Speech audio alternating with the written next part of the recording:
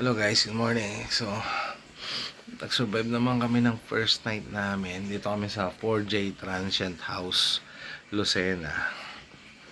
Ano to? Siguro, ano ba yun? 13-minute walk from Pacific Mall. So, ito yung... Ayan. Ito yung kwarto. Nilabas ko yung jacket ko. Ginawa ko kanina. Kanina madaling araw sa aircon. So, ito yung tsura niya. Yan si AJ. May outlet doon. Tsaka may outlet doon. Kalimutan ko yung plug ko sa charger. Mga bintana. Pero naka-block off yung bintana. Maganda para hindi mo kita yung labas. Sampayan. Sinampay ko yung mga damit namin. Madumi. Sa Pacific Mall, paper bag ginagamit, hindi plastic. Kaya, ultimo mabibigat na items plastic. Kaya sabi ko, grabe talaga influence ng New World Order dito sa Pilipinas. Kala nyo you're saving the planet. Diba? Kahit mabibigat hindi nagpa-plastic.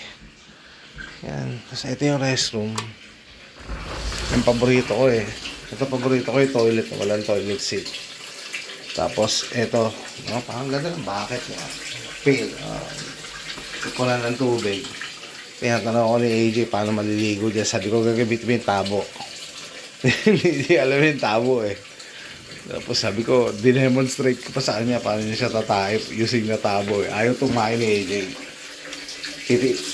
Pipigilan daw niya 3 days. Sabi ko hindi pwede. Kailangan tumayo sa tabo. And ito siya.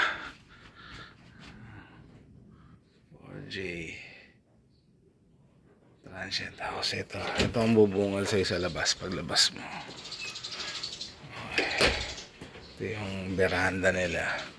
Yung nilang common area. Pwede kang rice cooker, kettle, sink.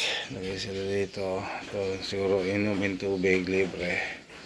You can use their utensils. Pero to, good morning Lucena. Yun yung Pacific Mall. Yun yung Pacific Mall. Lakad lang namin yung kagabi. Kaso next time huwag dapat magpagabi. Delikado. Ang dilim ng daanan. Hold up. May dala pa naman akong pera. Dala pa naman. Ayan mga kapitbahay Sabi ko nga, pakita nyo yung entrada sa baba. Skip nito. Hindi makakadaan kotse. Yung malaking kotse. Hirapan mag-backing kasi dead end pala to.